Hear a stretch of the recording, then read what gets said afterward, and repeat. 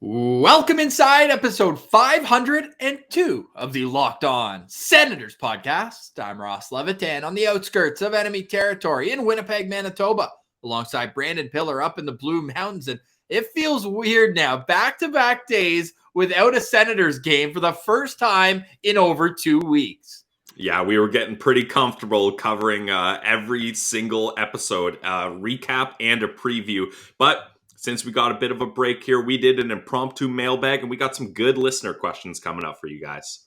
At Send Central is where you can find us on Twitter. That's where these questions came from. Most of them are long-term projections. Who could the Senators acquire this offseason to get into win-now mode? Who are some untouchables in the system when you're looking to add that player? And we got a Send Central citizen. We're going down to Virginia. A Binghamton native comes on, explains his love for the Ottawa Senators. This is the Locked On Senators podcast, your team every day. Locked On Senators, your daily podcast on the Ottawa Senators. Part of the Locked On Podcast Network. Your team every day.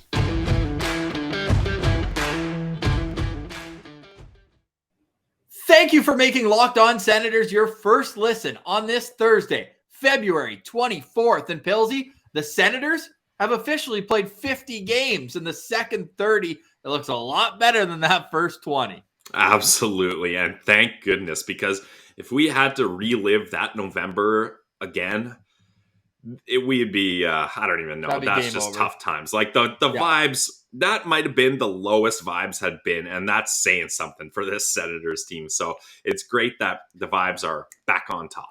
Yes, and it's a nice round number to look back at. Yep. And those first 20 games, oh boy, 1-10-1 in November will certainly put a stall on any progress of the season. But the Senators only had 4 wins in those first 20 games. Clearly, the major difference has been related to goaltending, both in the amount of goals against they've allowed and their improvement on the penalty kill. Their PK after that first 20 games was at 73%.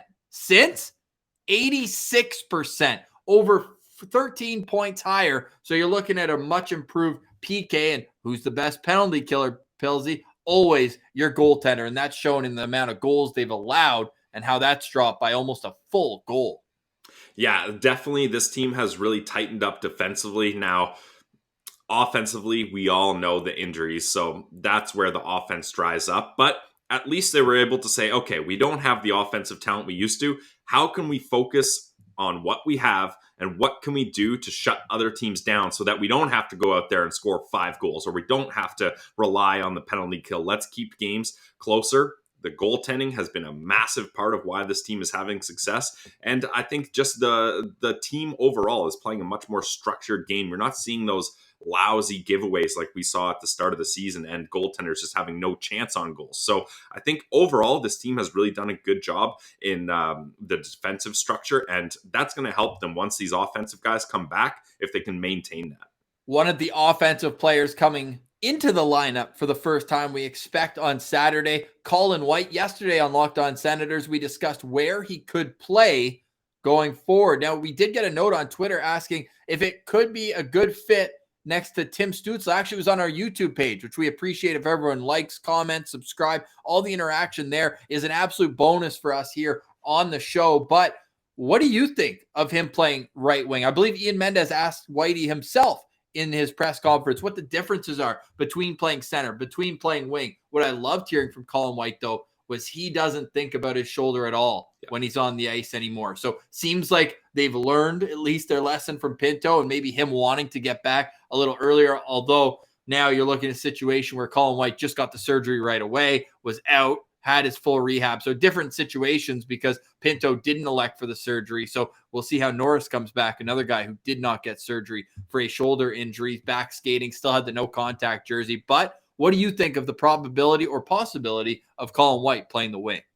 I think he should play the wing, especially to start. It's a little less taxing, and like we talked about, the shoulder injury for a centerman is magnified for sure. You're doing draws, you're skating with the puck a lot more, you're in open ice, all that kind of stuff. So I really think to get him started, start on the wing. It's a little easier game to transition into. And Also, Ross, I don't know about you, but I've really I mean, it's been forever since we've seen him play, but my past impressions of Colin White when he was healthy and in the lineup was it's starting to make a lot more sense to have him as a winger than a centerman, especially now that Tim Stützle has now moved over to center and your center depth is a little stronger up front. And then if you get Shane Pinto in that third line center role, Casti as a fourth line center, I'm totally comfortable and happy with that. So, and where is the biggest need on this team right now? Right wing, right? So I think there's a good chance he's going to be on the right wing and stay there. Is he suited to play up with Tim Stützle on that second line? I don't quite think so, at least not yet. I would like to see him in a bottom six role to get things started and have guys who have more familiarity, a little bit more speed, a little bit more offensive touch playing up there with Timmy. But as the season progresses and as he's healthy and gets into the groove of the game, I wouldn't be surprised if he's able to move up the lineup with Batherson not here. Yeah, I'm intrigued to see what DJ Smith does. One thing the organization did yesterday was reassign Mark Kaslik back down to Belleville, at least for the time being. He can help them make their push. Gus as well, which means Matt Murray. We expect Murray will start. And this guy, going back to last year and beyond, great numbers against Montreal in his career. So you got to think that he's a guy who's going to get the start in tomorrow's game. What are you hoping to see out of Matt Murray early to know, in Saturday's game? See, I'm already thrown for a loop. This is the longest. It's 2 days away, even. Wednesday, Thursday, Friday, and then a game day. But honestly, I think we're going to see a lot of jump out of this team on Saturday. Rest versus rust. This team needed some rest. There were teams that played 3 games since the All-Star break. Ottawa's played 10 in that same stretch. So I think it's huge for the confidence of this team. And to go in with a hard-fought win like they did in Minnesota against Minnesota, that's a huge boost going into a 4-day pause. Absolutely, yeah. And hey, we've been clowning on the Habs as we should as the Senators podcast, and they're last in the league. Just like to point that out once again. Yeah, I think they've won 4 out of 5 and are still last place. Oops. Yeah, but that's the thing. Like, this is not the same Habs team as we've been goofing on this whole time. Marty St. Louis has really elevated Nick Suzuki and Cole Caulfield, and they just beat the Sabres. I mean, low bar, but they beat the Sabres 4-0. And Caulfield and Suzuki were a massive part of that, playing big minutes, scoring goals, getting assists. So this Sens team is going to have to really come out of the gates flying because this is a Habs team that's rejuvenated with new energy. The young guys are lifting this team up. So the Senators need to do the same thing. We got to see Tim Stützle. We got to see Brady Tkachuk. All of these guys lift this team as well because it's not going to be easy. And it's going to be especially interesting, Ross, if the Hamburglar is the guy in net for Montreal. Oh my God, I forgot. Yeah, because they're really going with Montembeault and then Hammond are their goaltenders right now, which those are that's like Buffalo Sabres, like 4th, 5th string guys that are having to step up here. So it's going to be interesting to see how that goes. But this Montreal team is going to be playing with a lot of pace. So we need the Sens. I think if the Sens can play a physical game, like really don't allow those young guys to get a pep in their step. Like, play hard in the neutral zone, forecheck hard, backcheck hard, the way the Senators play. Yep. And I think they're going to have a good chance here. But we're obviously going to preview this game in more depth tomorrow. But just in a general sense, that's what they're going to have to look at here. And get fired up for the return of Matt Murray. Career versus Montreal, 8-2 in 10 games with a .207 goals against average and a .930 save percentage. Those are incredible numbers for a goalie. Now, remember that Andrew Hammond's save percentage with the Senators was 11 points better than that. This guy was on an absolute run, one that Sens fans, that's the kind of story you tell your grandkids about, literally, it's spring magical. Of 2015. Yep. Magical run. The irony that Ottawa lost to Montreal in that playoffs and Hammond only played the first 2 games, and now Hammond is starting back with the Montreal Canadiens against Ottawa. I wish him the best when he's not playing against Ottawa because, man, he brought a lot of joy to Sens fans there when they were so far out of the playoff push. He got a devastating injury to both Robin Lehner and Clark MacArthur, and then they went 21-2 to make the playoffs. That record will be forever ingrained in my mind. 21-2. Truly unbelievable. So more preview on that tomorrow. We've got a Sens Central Citizen to get to, and then after the game, we're taking listener questions, just like we did in the postcast the other night, but these ones are very much intertwined to what the Senators could do at the deadline in the summer. How can they improve this team? That's what the fans want to know, and that's what we're going to get to. Pilsy, first, you got a word from one of our favorite sponsors. Oh, yeah, it's betonline.net, guys. It's the trusted sportsbook of the Locked On Podcast Network. And sure, Football's over, but you got basketball. Get ready for March Madness and, of course, NHL hockey. From all the latest odds, totals, player performance props, BetOnline.net is the number one spot for all your sports betting needs. You gotta head there today. BetOnline remains the best spot for all your sports scores, podcasts, and news this season. If you want to stay up to date, keep your stats, keep your numbers, know what you're betting on, BetOnline.net is the place to go. It's your source for hockey, basketball, UFC, and more. Head to the website today, guys, betonline.net, or you can use it right on your phone. So if you're out at a buddy's place, or if you're at the game getting boots on the ground scouting, don't worry, because you can get it on your phone and you can bet live on the action. So head today to betonline.net, where the game starts. A reminder that you can advertise with the Locked On Senators podcast. Just shoot us a DM on Twitter at SendCentral, on Instagram, lockedon.senators, or through our YouTube page if you want to get the word out of your great company. You know we go to battle for the people who have been on the show. We do the same for the great brands that associate with us. So tune in for that. And now tune in to our Send Central citizen this week. OGs on Twitter will remember SensFan2569, the beer chugging champion. Well, he's back with a new account, so make sure you go follow him. And I hope you enjoy today's Send Central citizen. Here he is. It's Joel, all the way from Virginia. All right, we now welcome on this week's Send Central citizen. We're going to another Sens fan abroad, all the way to Virginia. We welcome on Joel. You can follow him on Twitter at SensFan2569JR. And that's a secondary account. You might remember the OG SensFan2569. We got Joel with us now. Joel, what's going on, buddy? Welcome to Locked On Senators. Thank you very much for the warm welcome. And yes, unfortunately, as with my older age, I have matured, so there has been less shotgunning videos on the internet. We just discussed they are coming back, though, once the Sens make the playoffs. They have to, for the vibes. Confirmed? Oh, listen, boys.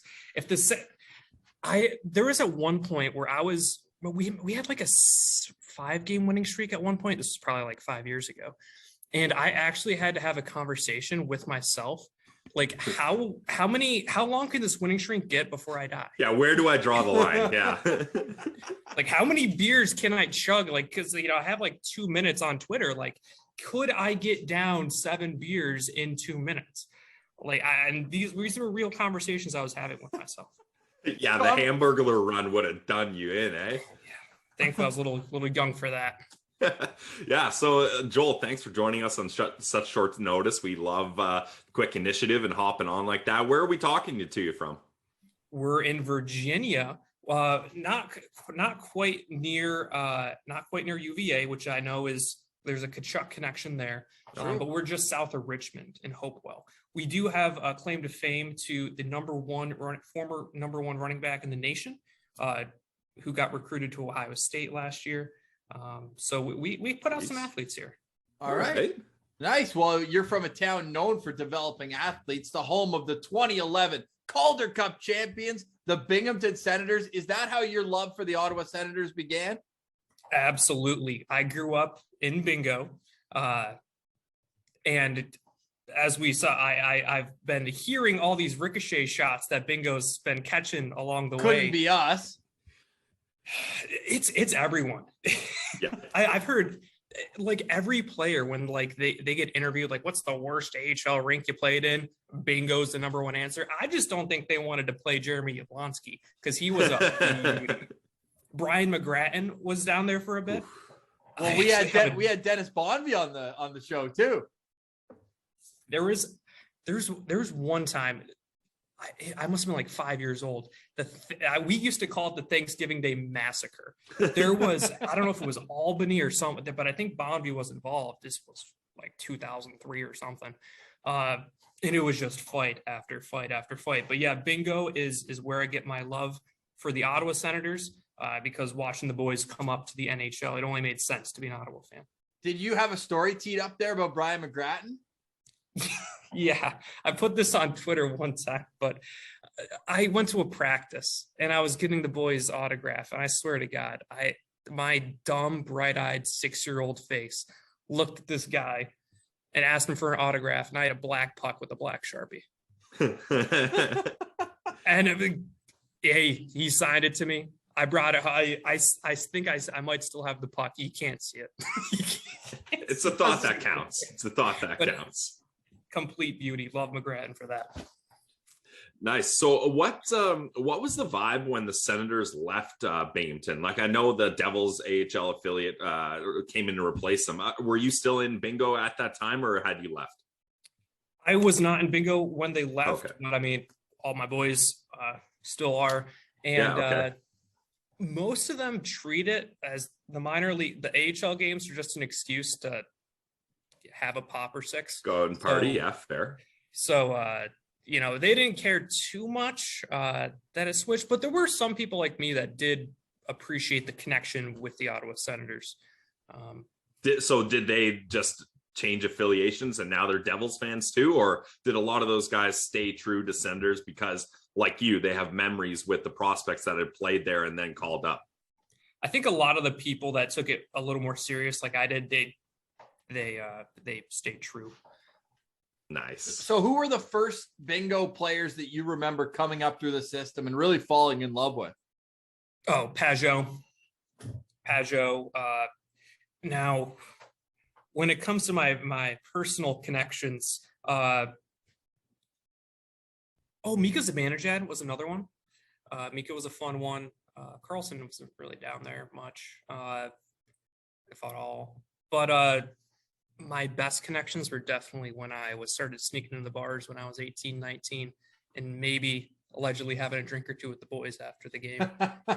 Man, Pajot had a good couple of years down there. I was surprised. Yeah, he played over 115 games with Bingo. That would have been right after their Calder Cup run. So, man, it's kind of cool, I guess, seeing these guys so young. Almost kind of like even Sens fans with the NHL team seeing Zdeno Chara at the age he is, and now he's about to break the all-time games played for most games for a defenseman in the history of the game. So that's huge, and that connection always stays true. You hear that with guys in the OHL as well. I remember watching Cody Ceci, right? You're like, oh, what could this be down the road for the Sens? But that's an awesome connection there that you have with the guys in Bingo. But now looking at the team today, who are some of the guys that really keep you? I have a feeling that number 7's got to be high on your list, knowing how you like how the guys play the game. So, oh yeah. So I was surprised you guys remember the OG Twitter account. So listen, Grit Hard Speed, like Chris Neal, number 25. Like, listen, you're on Team Retire 25, eh?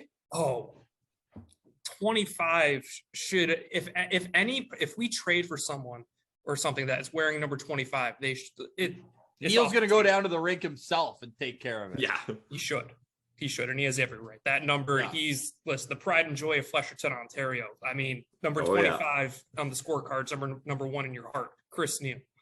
It is what it is. Do you think number 7's a little bit of a clone of him in a way? Maybe a little more skill? Listen, Brady's got to be the favorite player on the team. And it's so weird. This is the first time I've ever had a player that I've cheered for that's younger than me. Yeah. Yeah. That's a life moment right there. I remember that too. And I swore I would never get a guy's jersey who was younger than me. I got a nice Chuck one hanging up in the closet. Yeah, I've got a Timmy Stützle over here. So yeah. You're old enough to be his dad, Pilsy. Honestly, yeah. Jeez. Yeah. So obviously grit, heart, that's kind of what exemplifies what you look for in a player. Who else on the Sens do you think kind of fits that mold? Oh, Waddy. Listen. Nice. Yep. Austin Watson. Like, you show me a guy that would put his face in front of a puck. It's like, listen, that makes me want to buy your jersey. Just and part of it's from the way I played sports. I played a little hockey, but I was really good at lacrosse, played a little bit at some lower level college levels of lacrosse.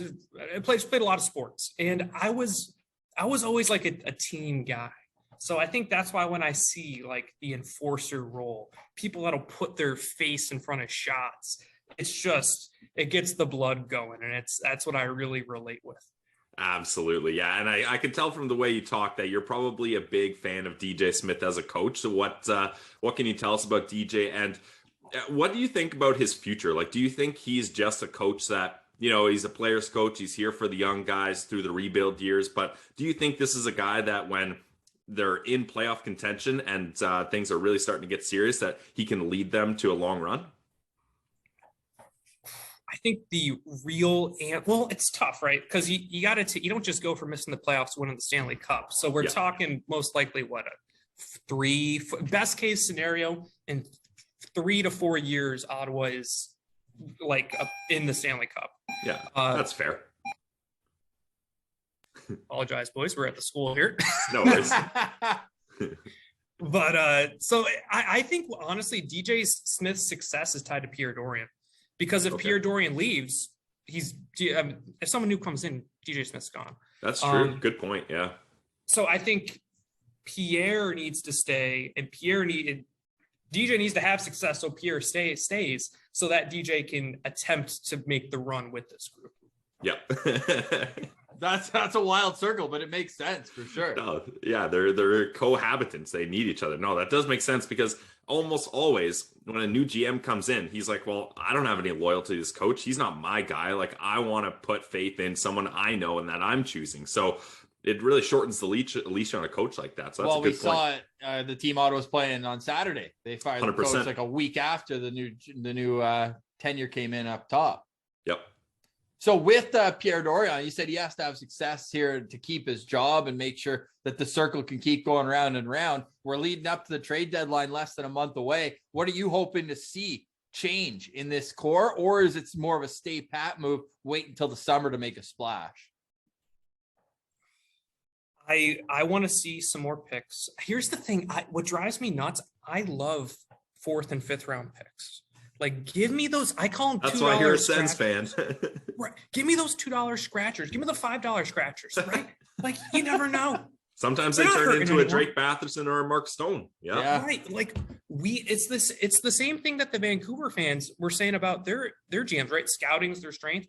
If scouting's our strength, then hold on to your dang picks. What year was it? Was it 2 years ago that we had all those picks and then we traded a couple of them away? And I get it. One of them was for Austin Watson. Yeah, that's true. That's true. Yep. I like that. That's turning a scratch ticket into a warrior.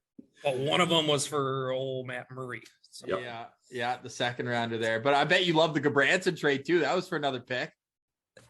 Listen, I might have a special place in my heart. I've been a members on hockeyfights.com for ages. That might be the least surprising thing I learned today. So yeah. I love it. Love my tough guys. No, you need a few, man. We're on team. I don't know if it's eye test or what, but knowing that you need a little grit here up and down the lineup, because, well, I know he'll do it, but you don't want Brady Tkachuk to lead the team in fights. He's more valuable on the ice than sitting for 5 or 10 minutes if he starts the thing, which, I mean, he's done once or twice, but usually standing up for someone. So why not have a guy in the 3rd or 4th line? Now, where I differ a little bit, and I know Josh Brown can be that guy, I rather have my tough guy as a forward so that you're not dropping down to 5D every other game and having to rely and switch up the D pairs, and it just kind of causes a lot more headaches. So for me, I'd have a spot there on the 4th line where he's got to do a little bit more, and Austin Watson kills penalties. So that's him adding a different element, not being one of those one-dimensional guys you saw 10 years ago where you're playing 2.5 minutes. You're in the box more than you're on the ice. You can't have those kind of guys anymore, but there's certainly room for guys who can really chuck them and make sure that other teams are staying accountable. And the Sens might have one coming up right now in the system. Don't know if you saw Boucher's game last night. Guy was all over the place. In terms of the prospect pool right now, you got a few guys who I think fit your mold as a player, Ridley, Greg out, and Brandon as well. Who are you most excited about coming up through the system right now? Or, hey, maybe he's got some $2 scratch tickets that you like the way they're developing. Boys, go. The K trade. There was that one hit like a month ago. Which one? Yeah. The body like went in a circle after it helicoptered. Like that is a man. Like Tyler Clevin hits how we heard Tyler Boucher was going to hit. Yep. Yeah. Like that is crazy. I can't wait for the K train. That is what I'm looking forward to. I mean, I even love seeing how Kaslik came up. But yeah, he'd be another guy, another favorite for you, eh? Oh, that's where Brady Tkachuk has enough jersey sales, right? Let's get these 4th liners some. Let's get him some real numbers, though. Nobody's getting a number 47 Casty jersey. Get this guy a proper number. Yeah, maybe he'll be next in line to get 17, the number that's most handed out in this organization. There's got to be at least 30 guys who've worn number 17. Jesus.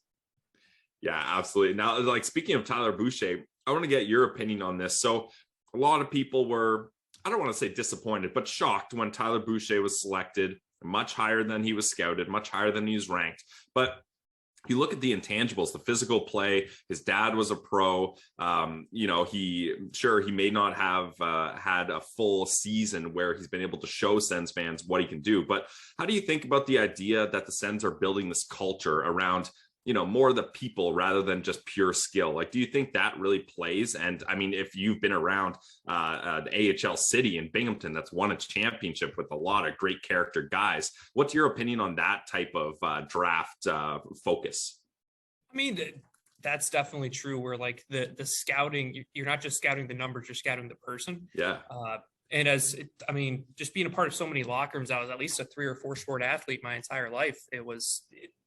Certain locker rooms, guys weren't taking it serious, or guys were just kind of like starting arguments and stuff. And that's not going to work. Yeah. It doesn't matter how good you are. If you're taking stuff away, then if you're net negative, then it's not worth it. Or so I think with Tyler Boucher specifically, I'm not going to lie, definitely disappointed about the selection, especially at the time, because like we said, I think I was in line with you. That was the dream pick with the second round. Yeah. We had him a 5-star overall pick. Yeah. Not the 10th overall pick.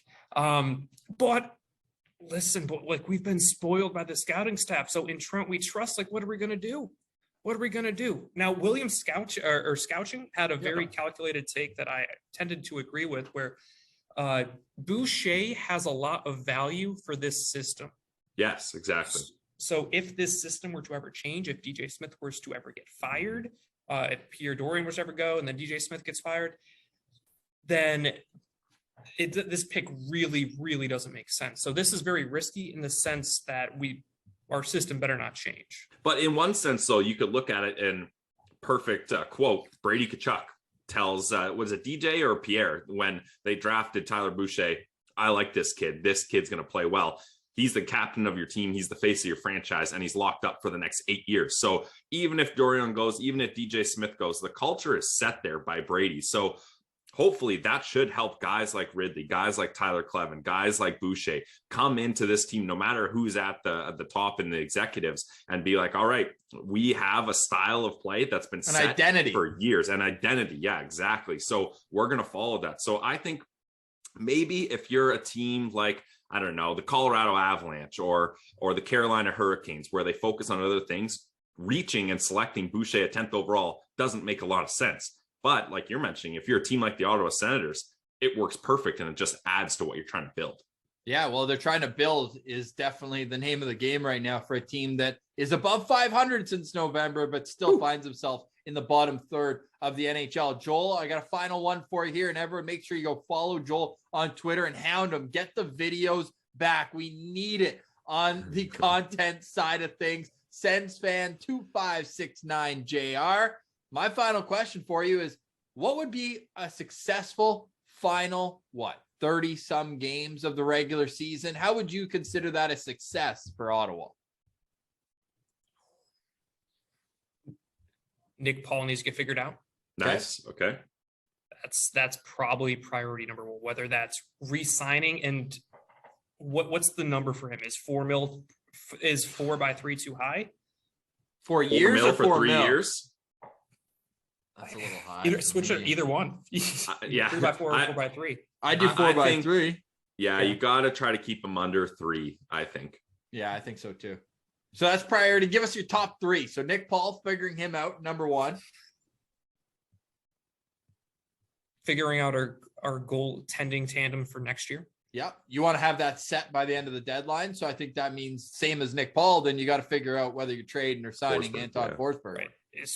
I think Gustafsson needs to have some dang stability at some point too. Yeah, that's what I've been saying, man. Yeah. Recently. Yeah. So those are definitely the top 2. And the third one would probably be I heard Fiala actually wouldn't be moved until the summer. That's what the probably Guerin said. Yeah. Guerin.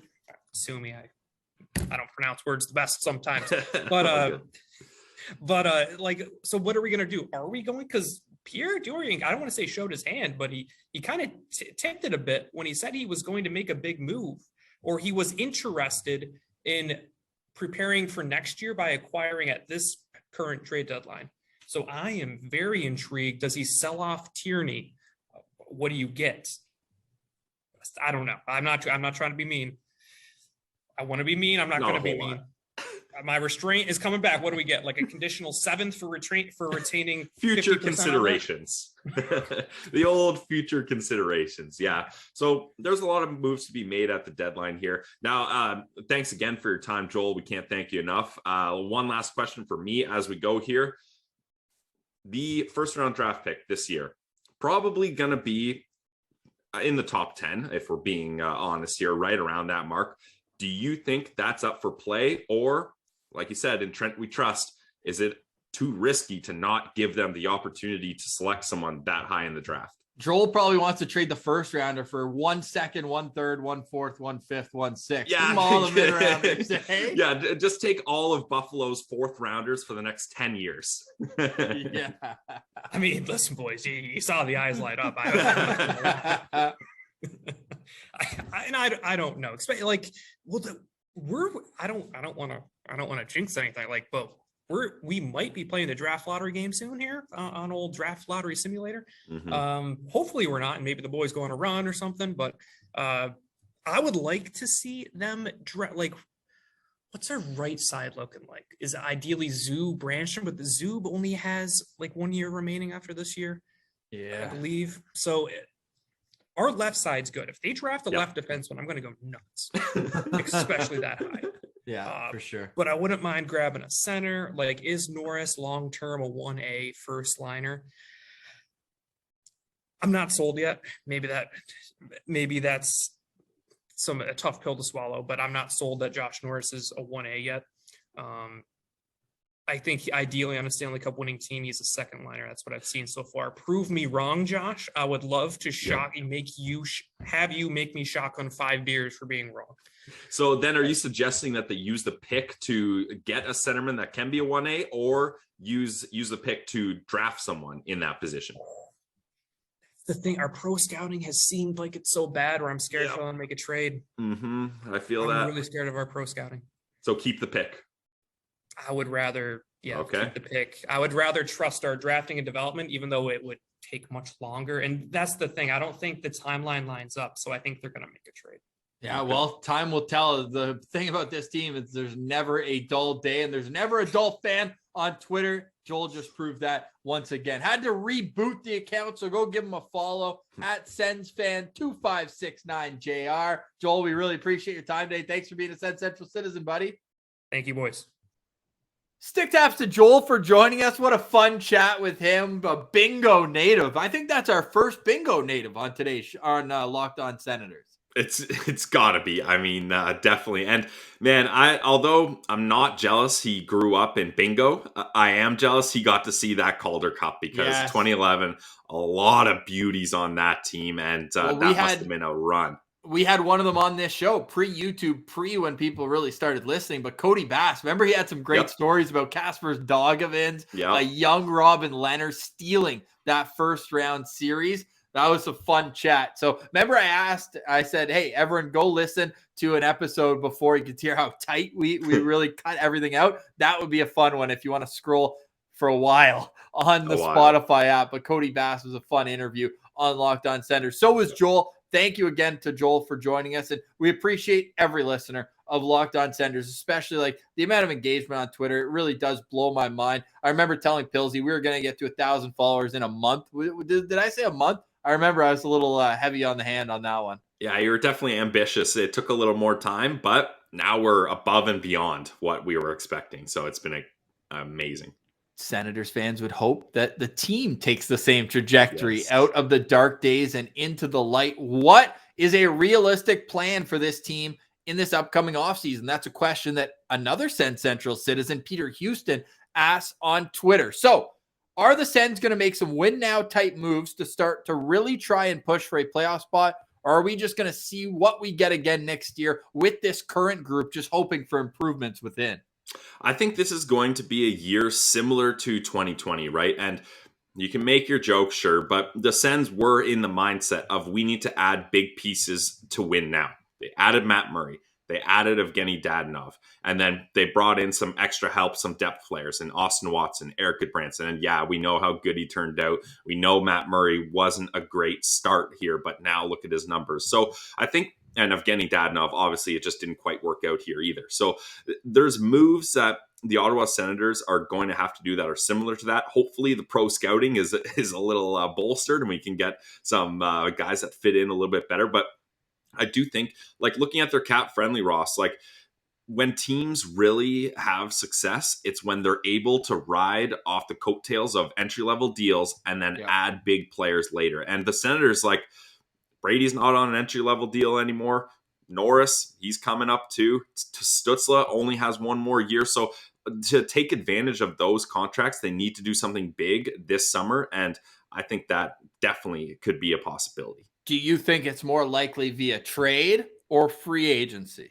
Trade. Absolutely trade. Because no team, like, show me one example of a team that has won the cup through free agency. It just doesn't happen because there's a reason guys are free agents. And usually it's because a team that has seen the best of them says, all right, the market is going to suggest he's going to be asking for this much, and we don't believe he's worth that much. And obviously there's examples of guys that just, you can't keep him anymore, like a Tyler Toffoli with the Canucks. Like, they just couldn't. Nazem, or I guess he was traded too, so never mind. Yeah, that was a trade. Right. So there's just not a lot of times where you win a season because of what you did in free agency. So I think really it's going to be through trade, and it's got to be trades with either like a trade and extend or trade for someone that already has termed. Like, they can't trade for someone like the Derek Stepan thing. That's a guy I didn't mention in there in those moves because it was just silly to give away such assets for a guy that's on the downturn of his career and only had 1 year left. Like, that's why it was such a head scratcher of a move. Obviously, we know there was some money things behind the scenes. Exactly. But it just, moves like that cannot happen. And the second round pick, like, sure, the Sens had a bunch of them, but think of the value that can be held with second round picks. So I just think they need to find someone where they see him fitting in long term and growing with this core group of young players. So guys who you'd have to trade for, but you mentioned extend right away. There's the group of RFAs that are upcoming this offseason. You're thinking that would be the best route to take when you look at the upcoming RFAs include, and I'm not saying that all these guys would be on the Sens radar, and hell, the price, and we'll get to who could be some untouchables, but for these guys, I don't know how many you can realistically have, but these are the upcoming RFAs without a contract this summer. Matthew Tkachuk, Patrick Laine, Brock Besser, Kevin Fiala, Jake DeBrusk, Pierre-Luc Dubois, Kirby Dach, Capo Caco, Kasperi Kapanen, Jared McCann. Those are some high-level players. Andrew Mangiapane, another one. Like, those are some good top six talents that would clearly round out Ottawa's top six. Oh, yeah. There's a bunch of guys there that definitely would make a difference. Maybe this is an unpopular take, but I've really cooled off on the Matthew Tkachuk acquisition. I just think this is Brady's team. I think it just makes more sense to have them apart. Sure, it'd be great, but the price of what you need to get them, and I think the Sens are looking for a different style of player anyway, so I wouldn't go the Matthew Tkachuk route. Like a guy like Mangiapane could be interesting, but I think you're looking for a little more oomph, a little more history that can back up what you think he can do. So he's not really someone I would go for there either. Although he was the third member of that Paul Connor Brown line at the World Championships. And the MVP, that's actually a good point. But I just don't think he quite has enough to prove that he's the guy the Sens need. But is this the market that you'd be looking at, guys who are RFAs? Yeah, but personally, I would much rather have someone that's already has term, because the Sens history with RFAs also isn't that great. So I wouldn't have that much faith going that way. Like, Okay. like ideally, and I've said it before, and I'll credit Derek Lee. He was the first one that really talked about it. But a Clayton Keller, I think, would just make so much sense because a lot of these RFAs, Ross, are looking for big pay increases. And the But Senators, a lot of them deserve it based on the numbers they're putting up. Like all the guys I just mentioned are at or near a point per game, Pilsy. yeah, absolutely. And I'm not downgrading how good they are. I'm just saying, like, at this point, the Sens are going to be paying for the increase. You know what I mean? Whereas if you can get a guy that already has term, then you're set here. Right. And I don't know, Brady Tkachuk's good buddies with Clayton Keller, so I think that would also help out with the Sens friendship tour. So that's someone that I would really look at, and especially Arizona's kind of having a fire sale right now. So I think that would be a great route to go. Yeah, if we're just talking about the names on the list that I just mentioned there, the reason why RFAs are so much more appealing though, and you mentioned you're paying for the future and like that uptick. Yeah. Well, a lot of them are just entering their prime. Like Dubois is 24 years old. Kachuk's about to be 25. Laine the same. Like these guys are all under 27 years old. Whereas if you want a guy who's already established, and not to get too taken away from what the Senators are after, but it sounds like the Nashville Predators are actively shopping Philip Forsberg, who has 44 points and 26 goals in 38 games. Now, he plays left wing, a little center, but mostly left wing. He's a right shot, though. Could he be a guy who you at least call on? I mean, you have to do your due diligence and check in, right? So absolutely, you need to look at that. He is the type of player the Sens will be looking for, but I'm kind of lukewarm about him, Ross, because he's going to be looking for a massive payday, and he's going to get it. And I think he's going to be going to a team that's already in playoff contention. I think he wants to be that extra piece that pushes a contender over the edge. Yeah. And you know, if we're playing fantasy land, yeah, I'd love to say Ottawa's the spot for him, but I'm not sure that's where he would want to go. So I wouldn't put all my eggs into that basket personally. Hell of a player, but as amazing we say, player. UFA this offseason. Same with Claude Giroux. That's a guy we've talked enough about. We don't have to waste time on today's show. We can clearly roll back the tape if you want to go back. And there's not many episodes we don't mention how great it would be to have Claude Giroux as an Ottawa Senator. Now, with these RFAs, and they would have to come with an extension, or guys with term, you have to give to get. Now, in terms of roster players, who would be untouchables for you right now? I think we can start with Brady and Tim and then move down from there, and Drake Batherson, of course, as well. Thomas Chabot definitely gets thrown into that category as well. I would even Josh Norris, definitely an untouchable there. So you're not moving the top line, and you're not moving Tim Stützle, and you're not moving Thomas Chabot. Anyone else? Like, of course, Artem Zub would be a guy who you want to keep, of course. But like, if you're telling me a package for one of those RFAs that we mentioned is the key is Artem Zub, you got to make a tough decision. Yeah, definitely. It'd be a tough decision. But then you'd have to replace him, right? That's the thing. Like same with Nick Paul. Like for me, Zub is a guy that sure, he has a lot of value in the trade market, and you have to understand and appreciate that. But I just think he's so valuable to this team, and he already fits in so well. It'd be silly to trade him and then you got to go and find his replacement, because we talked about it, Ross. That left side of the D-core is looking great, but that right side is not quite figured out. Sure, there's guys coming up the pipeline in Lassie Thompson, in JBD, but they're not quite there yet. You have a guy who is there in Artem Zub, and like you mentioned, he's in that age where this is his prime. So personally, I wouldn't say Zub is a untouchable, but he's right there. Like he's right under that list for me. So your list right now, it's Brady Tkachuk, it's Josh Norris. Rattle them all off. I'm just putting it all down so we can get a visual on our YouTube page here for everyone to see who we're looking at. I mean, Jake Sanderson would be a part of that also. He's not on the current roster, but definitely he's a part of that. I would even put Ridley Craig there, man, just because he fits into the system so much. I think the fans are going to love him. We already love him. So I would put Ridley Craig on that list. How about you? I would put Ridley Craig on that list, and I've also put Artem Zub, just because I'm looking right now at what else the Sens have in the back end. And yeah, you can add a goal scorer and your goals per game will go up. But if you take a guy like Zub out, your goals against are just going to inflate as well. Yeah, let's add Zub. What are we doing here? So This is the official list. I hope we didn't forget anybody there. But you're saying like in a trade, and this is a guy who I would have a lot of trouble letting go. But if Connor Brown is a guy who has to go to get a guy younger, but who's already an established NHLer, then, I mean, that's kind of the cost of doing business. Yeah, he's not an untouchable, but he's someone that, like, you better be damn sure that return coming back is going to work out because Connor Brown is a big part of this team and culture. So 4 forwards, 5 if you're including Ridley Greig. So 5 forwards, 3 defensemen. Any of the goalies, if their offer's right though, you're going to pull the trigger? I mean, I like Matt Murray, and I think he can be a big reason why this team succeeds. I know a lot of people think otherwise, but I wouldn't put him at an untouchable. Yeah, Definitely I agree. not. Yeah, I agree. Now, there's lots of potential trades otherwise, and I mean, like this summer, let's say a part of the trade, maybe the second piece, right? Maybe it is a Nick Paul or a Connor Brown. And I hesitate to say, because I was just talking yesterday, is there a player who has more quiet 2-point nights than Connor Brown? He plays penalty kill, power play. He's a guy who I want to see grow with this team. You need veterans. He wears a letter. He's a crucial part of this team. So I hate to put him in trade talks.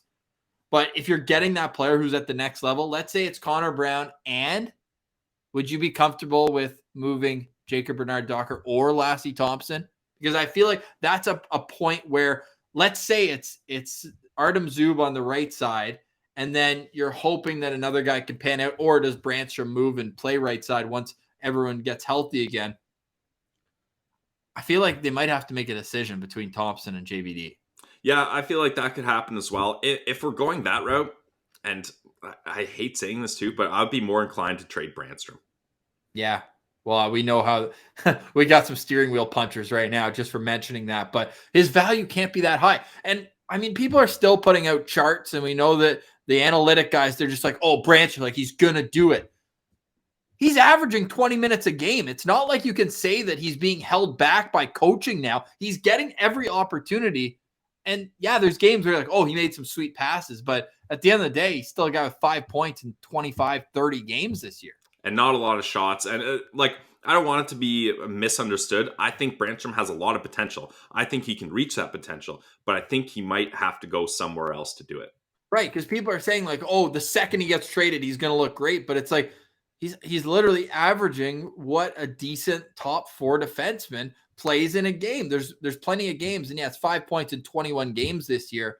Like, I don't know where I'm at, and I just don't know where the value is too. Like, is he more valuable to keep, right? Because you don't want to Logan Brown him, where, I mean, we see like the other side, the grass wasn't greener for Logan Brown, although at the start it certainly looked like you get that new bump. So I'm kind of at a loss with what they do with Erik Brandstrom right now. Well, it's tough too. The Athletic put out an article where they asked executives about possible trade scenarios, and the one executive, his response was, "Do people still think Brandstrom's good? Like, are we still going to pretend he's good?" That's the thing. So yeah, I mean, we got the rose-colored glasses on, and we know the value that he had in the Mark Stone trade, but that's the thing. Like, I think the Sens held on a little too long, and I think that value may have plummeted now that he's getting these opportunities and he's not exactly thriving to where you would hope he would be. So that's a tough situation there. But I don't see how he fits into this system long term. And again, that's not a knock on him. It's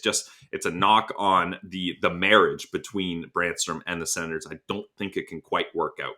At least we got Igor Sokolov for Mark Stone. That being said, before we finish up, and we do want to give some stick taps before we go to an absolute legend of a defenseman. But before we do that, I want you to power rank your RFA favorites here this season. Now, obviously, the Sens have their own RFAs to deal with, like Josh Norris, Alex Formenton, and the aforementioned Erik Brandstrom. What's going to go on with that? But out of guys like Matthew Tkachuk, Jesper Bratt is a name we didn't mention, but he's at a point per game as well. Kevin Fiala, Pierre-Luc Dubois, Patrick Laine, Andrew Mangiapane, Jared McCann, Adrian Kempe, Sonny Milano, Brock Bessemer, Martin Nescash as well out of Carolina. How would you power rank some of those players as your favorites, and who you think could impact the Senators in the best possible way? I'll do 3 just to keep it short and sweet. Kevin Fiala is my top guy right now of RFAs. after seeing that performance up against the Sens, I mean, 8 shots, a goal, and assist. He was one of their most effective players for sure.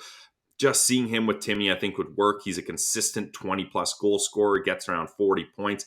There is some rumors that maybe he's not the most popular guy in the locker room. I mean, who knows if that's true? That's just Twitter hearsay. So I'm willing to look past that. And I think the culture is good enough here that anyone that gets brought in, if they buy into the system, can flourish and thrive. So Fiala would be my number one. And especially knowing, like, I think it's almost a guarantee, Ross, that he's not going to be with the Wild next season. Like, I don't know how they could possibly make that work. So that's why he's a number one guy for me. Then I would probably go Brock Besser. I think he's a guy that would look. You have to qualify Besser at like 7.5. Yeah, true. Yeah, a lot of money, and he's underperforming, I think, compared to other guys on this list. Another guy also who's been that Vancouver team, like another guy who's been kind of in trade rumors forever, and he's RFA, is Jesse Puljujarvi, kind of a big power forward as well. And his cost would obviously be less to acquire than some of these other names that we're mentioning. Yeah, Puljujarvi's an interesting one, that's for sure. I would take a look at him. So yeah, the Besser, the qualifying offer, that scares me a little. If we're just talking player wise, though, I think he'd be a nice fit too. And then third, I don't love this, but if it works out, it's huge. Is Patrick Laine. Like, when he's not scoring goals, he's not doing much else. But if you put him into a position to score goals, this guy gets multi-goal games often. On the regular. He's got 9 goals his last 12 games right now. Exactly. When he's hot, he's so hot. But when he's cold, he's freezing cold, as fans in Winnipeg would know and be quick to point out. So I think he would be very interesting too, especially just because I think this team has so much depth in their bottom 6. They've got guys that can play a defensive role. So if you got to cheat a little on offense, I think you could do it. So he's someone I would be interested in too. And he's right at that age where he's going to grow at the same length or same time and projection as these Ottawa Senators players. Yeah, I like that for sure. Guys who I'd love to have, like Pierre-Luc Dubois, is not going anywhere. He's going to find a way to extend there. They gave up Laine to get him, right? So if I'm looking a little more realistic, I'll say number 1, Matthew Tkachuk. I still love that idea. I think that even though he's listed as a left wing, I know he plays some right wing as well. I think the vibes would be incredible if you can get him on the same squad as his brother. And then maybe these are a little bit of shot in the darks, but my number 2 would be Martin Nescash out of Carolina. We saw him play in Belleville. He dominated World Juniors. Like, he's such a slick puck handler. He's a guy who I think could complement Tim Stützle very, very well. Carolina's not letting him go. There's no chance. They got cap problems, and they are so deep up front. Like, they got to let somebody go, whether it's him, Nino Niederreiter, or Tara Vinen. Like, they have so many guys. They got to make a decision somewhere. Yeah, I just think when push comes to shove, they would push Niederreiter or Tara Vinen out and keep him. Fair, because they also have D'Angelo to re-sign, a guy who's on a $1 million deal, Pilsy. He's got 40 points in 43 games.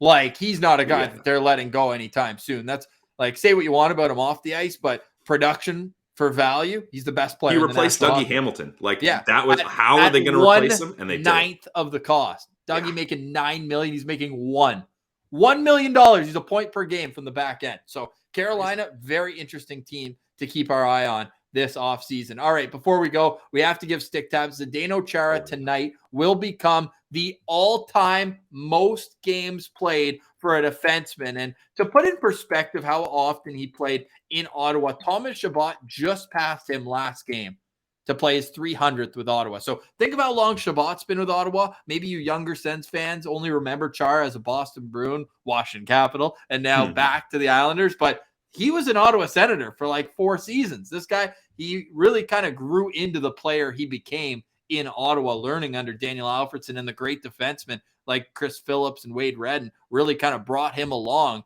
in his earlier career.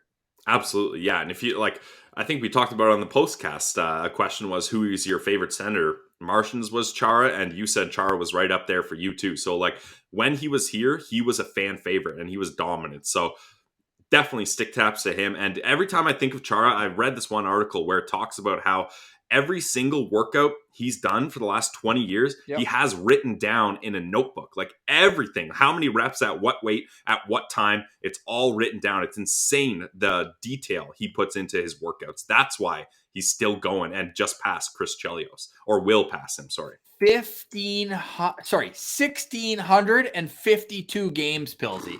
as of tonight. Passing Chris Chelios, and third on that list is Scott Stevens. You want to hear something absolutely insane?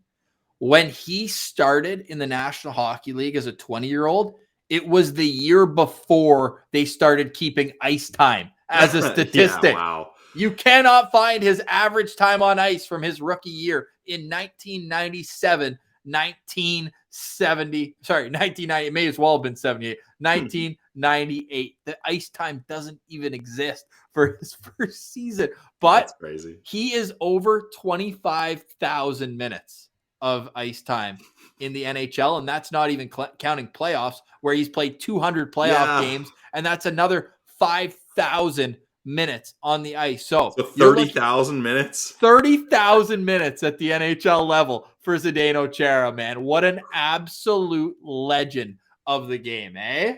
I mean, there's not much more to say than that. The guy is an absolute legend. He was kind of a pioneer too, Ross. Check it out in The Athletic. They wrote an article about it, and they were saying, like, when Mike Milbury was looking at him, it's just like this 6'9" lanky raw prospect. Like, nobody's gonna go for this guy. Like, it's not gonna work. But Chara put the work in, and he made it work and paved the way for now, like, an era of huge defensemen. Like, look at Victor Hedman. Like, there's so many guys that play at that size now because Chara showed NHL teams it can work. Yeah, wow. Credit to him, man. I'm going to be watching that game. They're playing in Seattle tonight, and just to see history. Like, I remember I grew up across the street from the Slovakian ambassador, and like he used to come by and like play road hockey with us when we were like 8 years old occasionally, and like him and Hossa were huge reasons why I became an Ottawa Senators fan in the beginning. So Stick Tap's on a fantastic career. We'd be remiss not to mention what's going on in the world right now as well. So we're praying for the people of Ukraine right now. Absolutely insane stuff going on there. And we hope that everyone can stay as safe as possible overseas. Pillsy, anything else that you want to add today? I mean, let's just wait for an Ottawa Senators game day now. We got 2 more days to go. Luckily, Belleville plays, though, so that can cure the itch a little. And, yeah, big weekend for Belleville up against Laval. Yes, so previews of that game and the Ottawa Senators matchup against the Montreal Canadiens coming tomorrow. Thank you so much for listening, engaging with the show. Thank you for the questions. Let us know which RFA you would target if that's the route the Senators are going to go this offseason. For today, we say goodbye. Thanks again to Joel as well, Send Central Citizen. For Brandon Pillar, I'm Ross Levitan. This has been the Locked On Senators podcast, your team every day.